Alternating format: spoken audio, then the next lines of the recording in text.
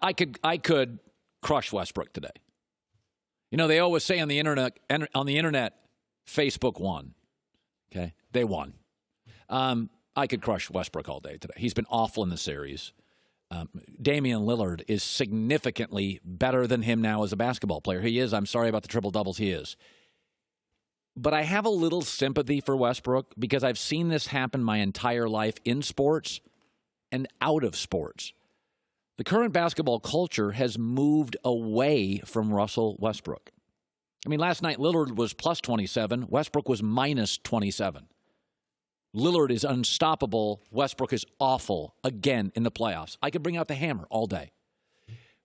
But this is what happens in a lot of businesses. Russell Westbrook now starting to remind me of Derrick Rose and a much better John Wall. The game he practiced as a kid, high school, AAU, college, early NBA, it no longer exists. Nobody wants a slasher, a guy that drives to the basket, a guy that shoots mid-range jumpers. John Wall, Derrick Rose, and Westbrook are not three-point shooters. They did not build their games to be that. They're mid-range guys. They're beat-you-off-the-dribble guys. They're relentlessly athletic guys. They're energy/juice guys.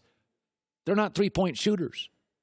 Basketball has moved toward Kyrie Irving and toward Steph Curry.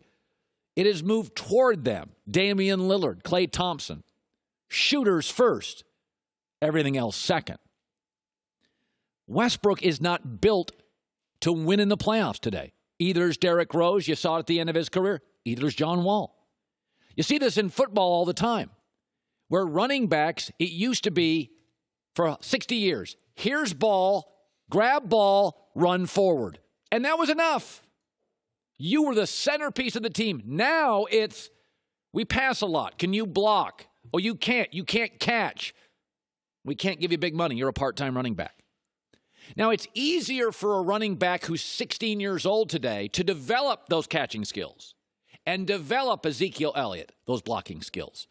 But what if you're 10 years into your career and they say, oh, you got to catch 45 balls a year? Well, I don't work on that in high school and college, and that's what's happened to Russell Westbrook. It's very difficult. I saw this at a company I used to work at. Once you're great and you're awarded and you're paid and you're told you're great, and then the culture changes in your business, it's very hard to pivot. I work at a company now, Fox, that just made a major pivot. We got out of the movie business. We do now live news, live sports, live politics. That's what we do. We have pivoted with the emergence of Netflix out of certain businesses and into live. That's good management. But it's hard. When you've been successful like a Belichick and a Brady, and people say, let's change the things you do, it takes a lot of work. Coaches I've seen do it. General managers can do it. It's hard for players. Part of me feels bad for Westbrook.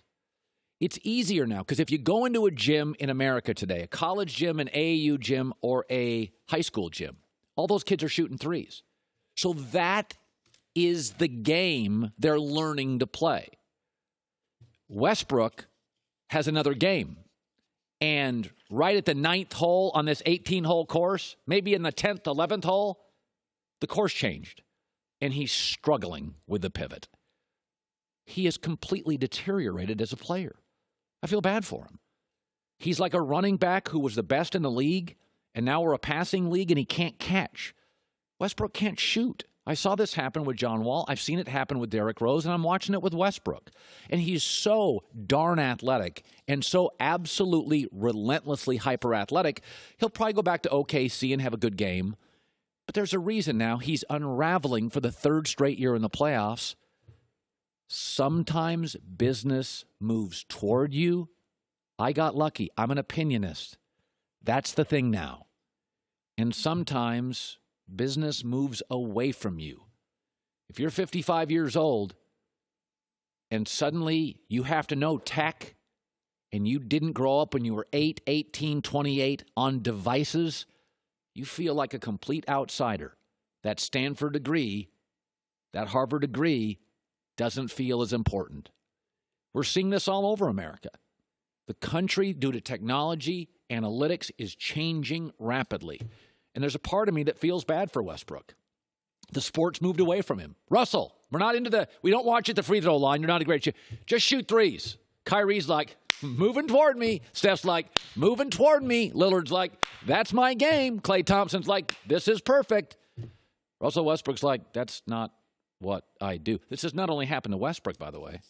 It's happened to centers who were told their entire life, do not shoot threes, Karl Anthony Towns. Now it's, Karl, what are you doing back to the basket? Get out there and hoist him up. I could hammer Westbrook all day. And I will criticize him a little later, but there is a part of me, I should be furious after I lost all that money, but there's a part of me that feels bad for the guy because he's deteriorating right in front of our eyes. By the way, when Westbrook came into this league, two teams shot 25 threes a game. Last year, everybody did. The team that shoots the fewest shot 25 a game. Time to pivot. I just don't think he ever will. Or frankly, I don't think he can. It's too late. Let's shift to this. As you know, Joey and I perform Big J journalism regularly on this show. Sometimes it's Little J, one source. We try to do Big J journalism, a couple sources. This is some pretty good Big J journalism. I was told last night from a great source, the Lakers interviewed Monty Williams last night on the East Coast, and he is their number one choice to be their head coach. Monty Williams, the current assistant for the Philadelphia 76ers. That's the Lakers' number one choice. They interviewed him, and they want him. But they don't know if they're going to get him because Philadelphia wants him, and if Philadelphia loses to Brooklyn in this series, I don't think they will. I think they'll beat them. Or if Philadelphia loses in the next series to Toronto, and I think they struggled with him regular season, then the Sixers are going to get rid of Brett Brown, and they're going to hire Monty Williams. And that will leave the Lakers with their second choice, Ty Lue. Their third, I'm told, is Juwan Howard. That's not news. So my gut feeling this morning is Ty Lue is the next Laker coach. He is not their first choice. Of course, they will say he's their first choice if they have to hire him. But they're going to wait for the Monty Williams situation to work out. Monty Williams is going to have two offers. Philadelphia's if the Sixers get bagged here in the first round or the second round. If Philadelphia goes to the Eastern Conference Finals, then maybe Brett Brown keeps his gig. Philadelphia is not an easy team to coach. It's got weird chemistry, some immaturity. I'm not sure Jimmy Butler gets along with anybody. I am also told this, that the Lakers already have somebody to replace Magic Johnson. And they are communicating with him, and he is okaying all these moves. He is not currently in the Laker building because he is currently running another team in the NBA that's in the playoffs. Now, that could be a handful of people. It could be a Michael Winger with the Clippers. It could be a Bob Myers with Golden State, young smart guy in Toronto. It could be there's a couple other guys out there. But that's what I'm told this morning. So the Lakers want Monty Williams. Ty Lue is second. Monty Williams probably gets the Sixers job, though. Monty Williams, I told, if given the option, would take the Sixers job. He thinks they have more players. He likes the organization. He likes the front office. He likes the ownership. Monty Williams, nobody's going to talk about this publicly. You're not going to talk as an assistant about the coaching job. But the Lakers want Monty. Ty is second, but my gut is Ty will get the job. And it should be noted that the Lakers are concerned, and perhaps the reason Ty Lue is not the number one candidate is because they could hire him today. The Lakers could hire Ty Lue today. They could hire him today. And I'm not sure exactly how the dinner went last night. I know the Lakers showed very keen interest. Monty Williams may wake up in a couple of days and say, I can't do this. Stories are leaking, and they may just go to Ty Lue. They may not sit around and wait.